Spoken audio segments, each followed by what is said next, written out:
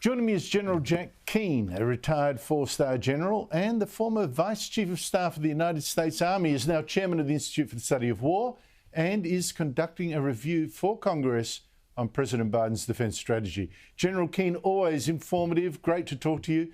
How important is the visit to the United States of Taiwan's President Tsai?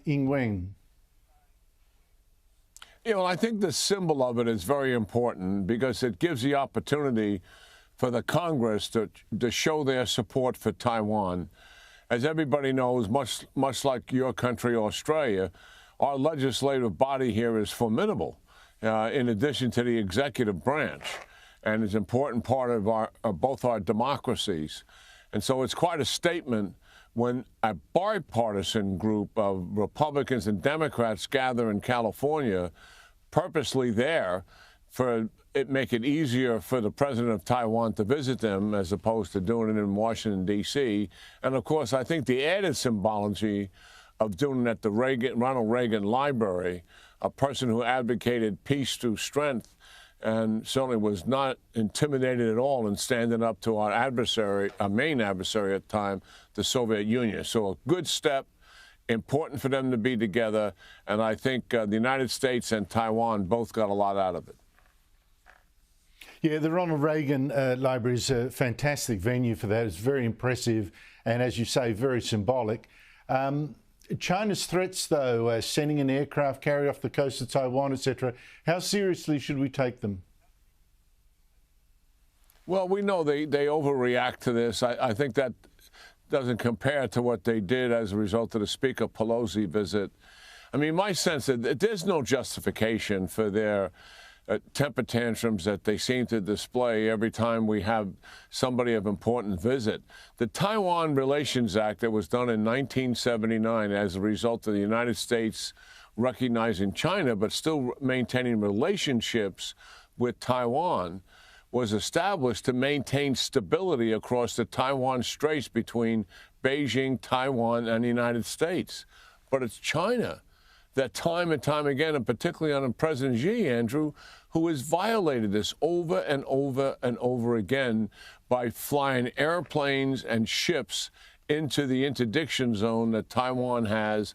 And why are they doing that? They try to create anxiety and tension among the Taiwanese people, to pressure the government to capitulate and become a part of the mainland. It hasn't worked. Actually, as we all know from surveys that are being conducted and from President Tsai herself, that their resolve has been strengthened, particularly after they manhandled Hong Kong and violated the treaty that they had established with the UK 25 years earlier. And I have visited President Tsai on a number of occasions prior to COVID, trying to assist her military, but always having a meeting with her.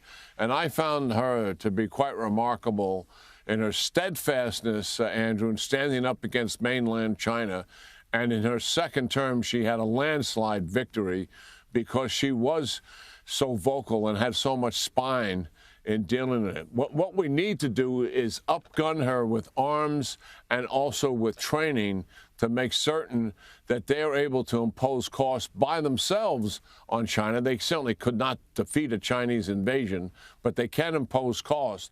Oh, you're right to praise the president there. I mean, she is very impressive and an embarrassing contrast with some of our Labor premiers who are sucking up to China and trying to tell us it's no great threat. But talking about, there's another way, apparently, a third way of dealing with China, who knows? The French president, Macron, he's in China to try his way, which is apparently not so aggressive as the US, that's his pitch, to build rapport with China's dictator. How successful could that be?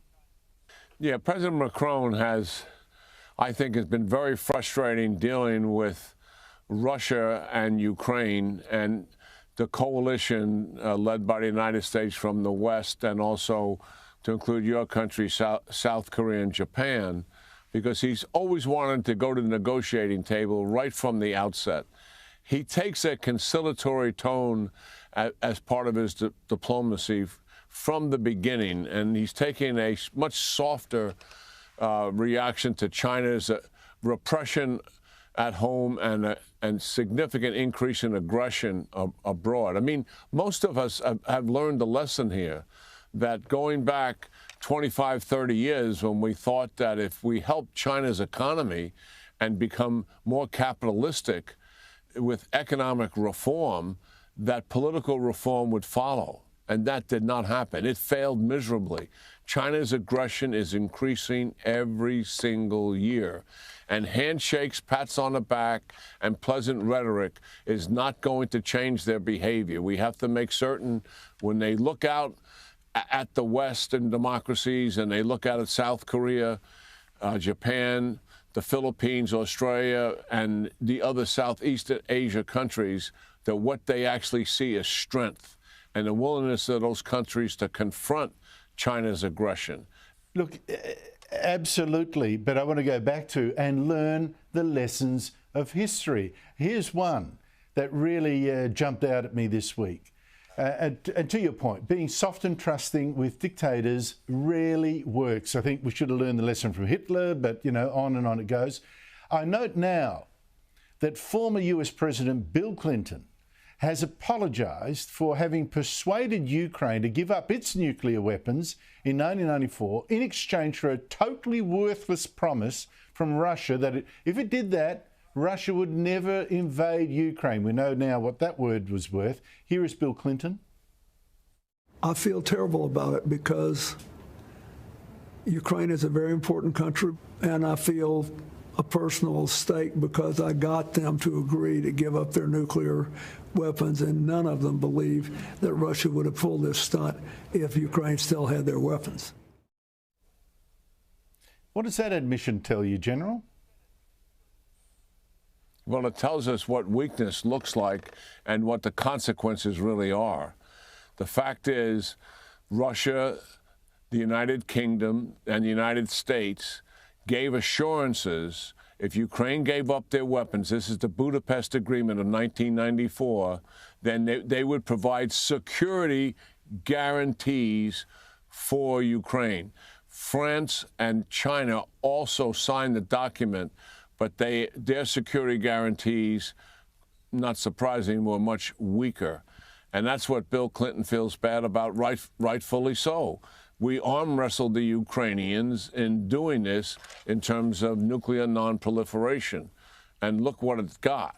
I mean, ever since Putin came into power, because he was not in power in 94, he came in 2000, and what he has wanted to do ever since then is recreate the Russian Empire and return all the former Soviet republics to that Russian Empire under his control. And Ukraine is the centerpiece of that. But so are the aligned NATO countries as well, particularly the Baltic states and Poland. Yes, that was a mistake, and we've made a lot of mistakes in conceding to Russia for Putin's 23 years through the reign of multiple presidents, I may add, in the United States. General Keane, thank you so much indeed for your time. Always good talking to you, Andrew, and your audience.